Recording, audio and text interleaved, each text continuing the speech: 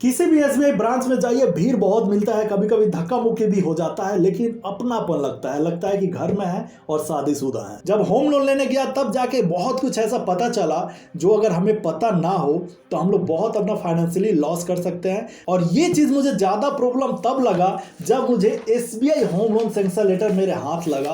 आप लोगों से कितने बार ये सुने होंगे कि हम लोग जो होम लोन अप्लाई किए वो कम मिला, हम जितना अप्लाई किए उतना नहीं मिला, साथ ही जो प्रॉपर्टी हम लोगों ने चुना था उस पे लोन हमें नहीं मिला। ये सारे कारण क्या होते हैं? क्या वो सारे कारण होते हैं जिसके चलते आपका होम लोन रिजेक्ट हो जाता है? जब हम लोग होम लोन लेने जाए तो कम से कम हमें सर्च रिपोर्ट के बारे में पता होना चाहिए, वैल्यूएशन के बारे में पता होना चाहिए, हमें एनओसी के बारे में पता होना चाहिए, एग्रीमेंट के बारे में पता होना चाहिए, हमें ये पता होना चाहिए कि हमें एडवांस कैसे देने हैं, कितने के स्टाम्प पेपर पे हमें एडवांस देना चाहिए।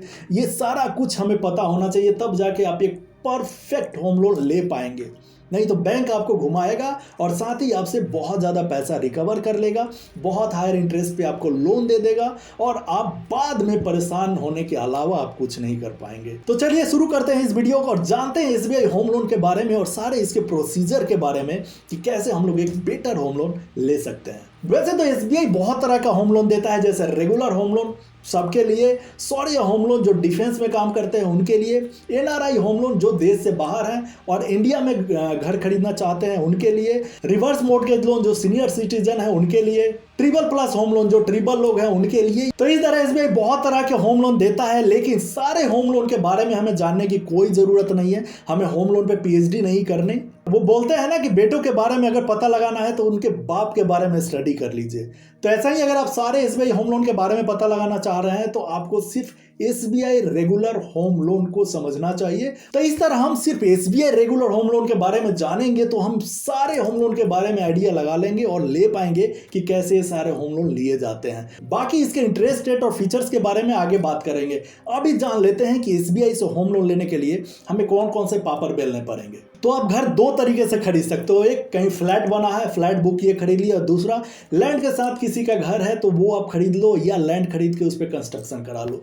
तो अगर आप फ्लैट खरीदना चाह रहे हैं तो सबसे पहले आपको homeloans.sbi के साइट पे जाके अप्रूव प्रोजेक्ट पे क्लिक करना है और उसके बाद प्रोसीड पे क्लिक करके आपको यहाँ पे देख लेना है कि जो फ्लैट आप खरीदना चाह रहे हो वो ऑलरेडी कहीं ऐसा ना हो कि एसबीआई पे वो रजिस्टर्ड हो। अगर एसबीआई पे वो रजिस्टर्ड है तो आपको ज़्यादा पंगे लेने की ज़रूरत नहीं है। सिंपल वो प्रोजेक्ट जाके आप बताएंगे एसबीआई को, एसबीआई सारा आपका एलिजिबिलिटी चेक करेगा, सारे आपके डॉक्यूमेंट्स लेंगे और सब ठीक रहा तो आपका लोन अप्रूव कर देगा।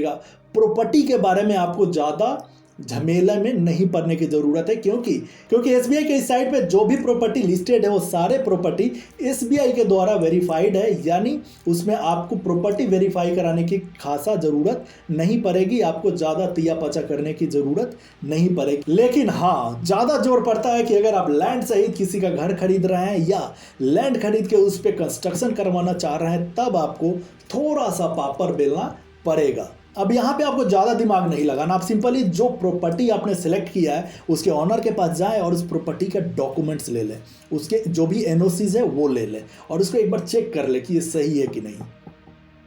सबके बस की बात नहीं है कि वो चेक कर ले कि सही है कि नहीं। ये डॉक्यूमेंट लेके आप एसबीआई के ब्रांच में चले जाइए और वहां जाके पूछिए कि लोन डिपार्टमेंट कौन सा है, आपको वो लोन डिपार्टमेंट में भेज देंगे। वहां जाके आप ये डॉक्यूमेंट उनको दिखा दीजिए कि सर ये डॉक्यूमेंट है, एक बार देख के बता दीजिए कि इस प्रॉपर्टी पे मुझे लोन मिलेगा कि नहीं।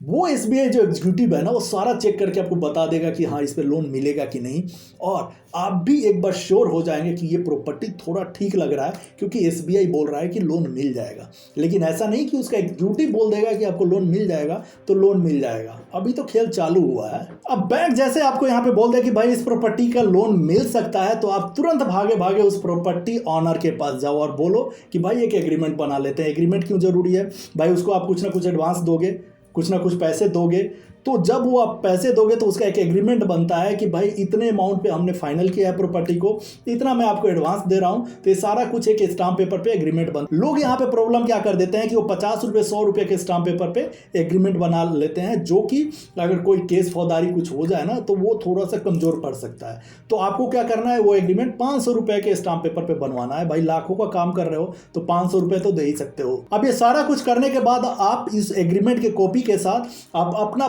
पर्सनल डॉक्यूमेंट, अपना आईडी प्रूफ, अपना एड्रेस प्रूफ, अपना पैन कार्ड, अपना इनकम प्रूफ, अपना 6 महीने का बैंक का स्टेटमेंट, साथ में प्रॉपर्टी का डॉक्यूमेंट्स, प्रॉपर्टी की रजिस्ट्री, एनओसीज और नक्शा पास जरूर होना चाहिए। ये सब की कॉपी, एग्रीमेंट की कॉपी, और उसके बाद एक लोन का फॉर्म भर के आप सारे डॉक्यूमेंट्स एसबीआई में सबमिट कर दीजिए। और जैसे सारे डॉक्यूमेंट बैंक के पास आप सबमिट करेंगे, बैंक बोलेगा भाई अब तू जा, अब हम लोग संभालते हैं इस केस को।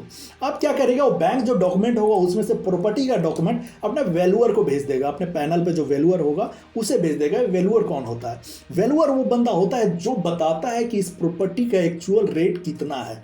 मान लीजिए कि आप जो प्रॉपर्टी खरीद रहे हो वो 50 लाख रुपए का हो, और आप बैंक को जाके बोल रहे हो कि भाई मैं 1 करोड़ का प्रॉपर्टी खरीद रहा हूँ, मुझे 1 करोड़ रुपया लोन चाहिए। बैंक बेवकूफ़ तो नहीं है, बैंक पहले वेरीफाई करता है, तो वो पहले अपने वैल्यूअर को भेजेगा। अब वैल्यूअर आपको कॉल करेगा कि भाई मैं आ रहा हूँ, एक बार मुझे तू अपना प्रॉपर्टी पे ले चल, वो प्रॉपर्टी देखूंगा तब बताऊंगा कि कितने का प्रॉपर्टी है। आप उसको अपने प्रॉपर्टी, जो भी प्रॉपर्टी है उस पे ले जाइएगा। अब वहां पे जाके वो आसपास के लोगों से बात करेगा, जो प्रॉपर्टी है उसकी नफाई जोगाई करेगा। उसके बाद वो एक अमाउंट बताएगा कि ये प्रॉपर्टी का वैल्यू ये है। अब यहाँ पे एक प्रॉब्लम हो सकता है कि मान लीजिए कि आपने 50 लाख रुपए लोन के लिए अप्लाई किया है कि ये प्रॉपर्टी 50 लाख है, उसके अकॉर्डिंग आपने होम लोन अप्लाई किया है, लेकिन वो वैल्यूअर आके बोले कि ना ये प्रॉपर्टी तो 40 लाख का है, तो बैंक आपको 40 लाख के अकॉर्डिंग ही होम लोन देगा, ना कि 50 लाख का। अब यहाँ पे आप एक छोटा सा अगर ध्यान दें तो आप इससे बच सकते हैं।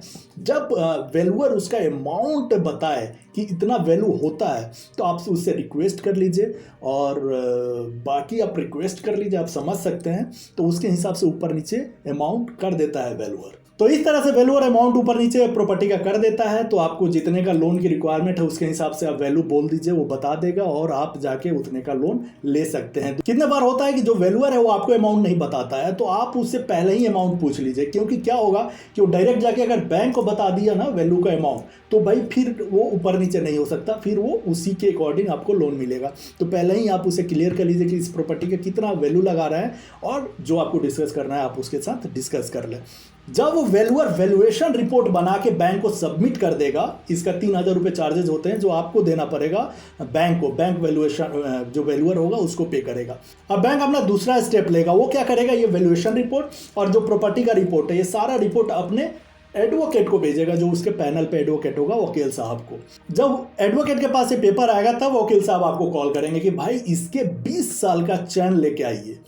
मतलब रजिस्ट्री हुआ होगा ना कि 20 साल पहले किसका प्रॉपर्टी था, उसके बाद किसका, उसके बाद किसका, ऐसे करके पूरे रजिस्ट्री का चैन लेके आइए, और लास्ट में इसका म्यूटेशन जो होता है, इंतकाल, वो लेके आइए। तो ये सारे डॉक्यूमेंट्स आपको लाके सबमिट करने पड़ेंगे एडवोकेट के पास। अब ये सारे आप खुद से इकट्ठा करने लगे ना सारे पेपर, महीने, 2 महीने, 3 महीने तो आराम से लग जाएंगे। तो आपको क्या करना है, जो एडवोकेट है ना उसके आगे बच्चे बैठे होते हैं, लड़के बैठे होते हैं, और दलाल तो बहुत घूमते रहते हैं। तो वहाँ पे आपको कुछ पैसे खर्च करने पड़ेंगे, मानिए 10-15 हज़ार रुपये लगेंगे, और वो पैसा आप जब पे कर देते हैं तो फटाक आपको लाके सारे डॉक्यूमेंट दे देंगे। वो सारे डॉक्यूमेंट आप एडवोकेट को दीजिए, एडवोकेट उसको देखेगा कि भाई प्रॉपर्टी में कोई दिक्कत नहीं है, प्रॉपर्टी सब सही है, और बैंक को जाकर रिपोर्ट कर देगा कि भाई प्रॉपर्टी सही है। जैसे बैंक के पास रिपोर्ट आएगा एडवोकेट का, उसको सर्च रिपोर्ट बोलते हैं, तो अब एडवोकेट साहब भी 3000 रुपये चार्ज करेंगे। वो तो फूफा का लड़का है नहीं, तो ये भी 3000 रुपये आपको पे करना पड़ेगा बैंक को, बैंक देगा एडवोकेट साहब को। तो जब बैंक के पास वैल्यूएशन रिपोर्ट, सर्च रिपोर्ट और आपके जो भी आपने डॉक्यूमेंट सबमिट किए हैं, सारा कुछ उनके पास पहुंच जाएगा, तब बैंक का जो प्रोसेसिंग टीम है उनको दे दिया जाएगा वो। अब प्रोसेसिंग टीम उसको पूरा अच्छे से देखेगी, सारा R&D करेगी, उसके बाद आपको कॉल आएगा कि भाई साहब एक बार बैंक आ जाइए।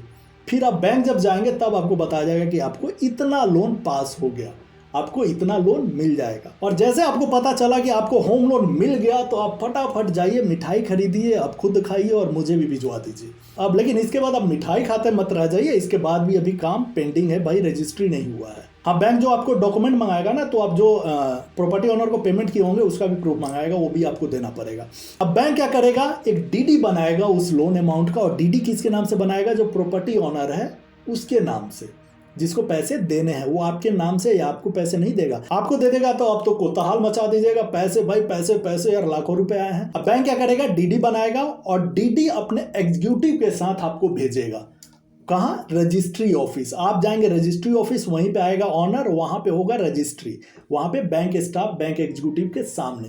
जब रजिस्ट्री हो जाएगा तो बैंक एग्जीक्यूटिव जो प्रॉपर्टी ऑनर है उसको डीडी देगा और ओरिजिनल डॉक्यूमेंट लेगा, और ओरिजिनल डॉक्यूमेंट लेके भागता हुआ बैंक आएगा आपके साथ। ये नहीं कि इधर उधर रुकेगा, भाई आप ओरिजिनल डॉक्यूमेंट है आप छीन लेंगे तो वो आएगा फटाफट बैंक के पास और बैंक को सबमिट कर देगा। अब बैंक क्या करेगा? सिक्योरिटी पर्पज से उस कागज को गिरवी रख लेगा, क्योंकि जो प्रॉपर्टी होता है वो गिरवी हो जाता है बैंक के पास जब आप होम लोन लेते हैं। तो अब आपको घर आपको मिल गया, आप जाके घर में रहिए और आपका लोन स्टार्ट हो गया, ईएमआई स्टार्ट हो गया। अब जो एसबीआई होम लोन के फीचर्स है वो है low interest rate, low processing fees, no hidden charges, कोई हिडन चार्जेस नहीं है।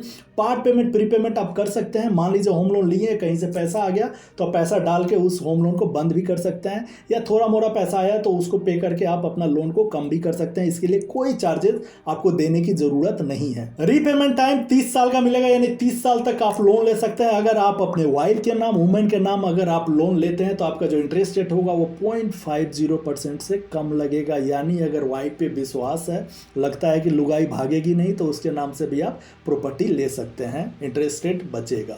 एज आपका मिनिमम 18 मैक्सिमम 70 होना चाहिए, तब आप जाके एसबीआई होम लोन रेगुलर ले सकते हैं। अब आपको इंटरेस्ट रेट कितना पे करना पड़ेगा, सारा डिपेंड करता है आपके सिबिल के ऊपर। अगर आपका सिबिल स्कोर 800 से ज़्यादा है तो आपको जो इंटरेस्ट रेट लगेगा वो लगेगा 8.85 जो अभी लग रहा है।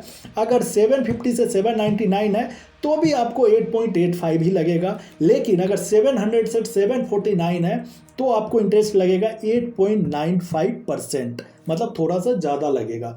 अगर 650 से 699 अगर आपका सिबिल स्कोर है तो आपको लगेगा 9.45%, मतलब इंटरेस्ट बहुत ज़्यादा लगेगा। अगर आपका 550 से लेकर 649 तक अगर आपका सिबिल है तो आपका जो इंटरेस्ट लगेगा वो 9.65% लगेगा। एक बात बताऊं, 550 से ऊपर और 649 तक आपका सिबिल रहेगा ना, एसबीआई वाला लोन ही नहीं देगा। ये पेपर में लिखा हुआ है, एसबीआई के साइड पे लिखा हुआ है, लेकिन वो लोन नहीं देगा। कोई ना कोई बात बता के आपको भगा देगा, बोलेगा निकल ले भाई, आपको लोन नहीं देता। भाई गुडविल खराब हो रखा है, लोन लेके पे नहीं करते हो, बदमाश आदमी, आप लोन लेने आए हो, नहीं देगा लोन।